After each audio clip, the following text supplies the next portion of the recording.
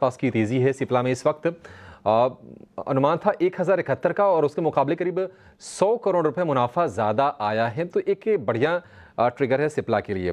हम देख रहे हैं कि 1550 रुपये के ऊपर ये शेयर पहुंच गया है और जून में ये भाव था, वहां से थोड़ी सी प्रॉफिट टेकिंग आई और अब फिर से चलने की ये शेयर कोशिश कर रहा है सिप्ला। बाकी आंकड़े भी स्क्रीन पर लेकर आएंगे कि आय के आंकड़े कैसे आए हैं, मार्जिन के आंकड़े कैसे आए हैं और सबसे क्रूशियल ये होगा कि कमेंट्री किस तरह से निकल के आती है सिप्ला की तरफ से।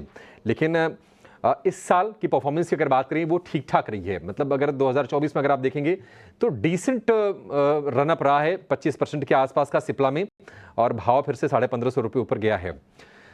राजेश जी, सिप्ला क्या ये पिछली बार हमने देखा था कि इस भाव के आसपास आया था, फिर से थोड़ा सप्लाई आ गई वहां पे, अभी ये चलेगा क्या सिप्ला? और किसी को अगर नया ऐड करना हो, भाव ठीक है?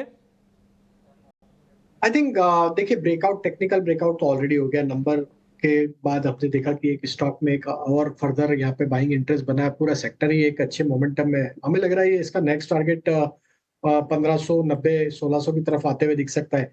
तो एक स्ट्रिक्ट स्टॉप लॉस 1535 का स्टॉप लॉस रख के पोजीशन लॉन्ग साइड की होल्ड की जा सकती। हो सकता है कि हमें लगता है ये स्टॉक पे 1600 और 1600 का ब्रेकआउट होता है तो फिर ये कंटिन्यूटी रहेगी, क्योंकि इसके स्टॉक के ओवरऑल स्ट्रक्चर तो बुलिश ही है। एक पिछले 3-4 हफ्तों में स्टॉक में एक करेक्शन के बाद वापस से ये फ्रेश बाइंग एक्शन बनते हुए दिख रही है। तो 1530-35 का लेवल देखना होगा। अगर ये होल्ड आउट होता है तो टारगेट 1600 और 1600 क्रॉस होते हैं तो 1660 की तरफ भी बढ़ सकता है। ठीक है।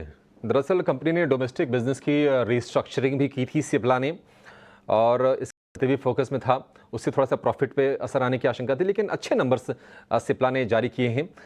अच्छा, फार्मा पर एक फंडामेंटल व्यू भी लेंगे कि क्या बड़े शिफ्ट के लिए तैयार ये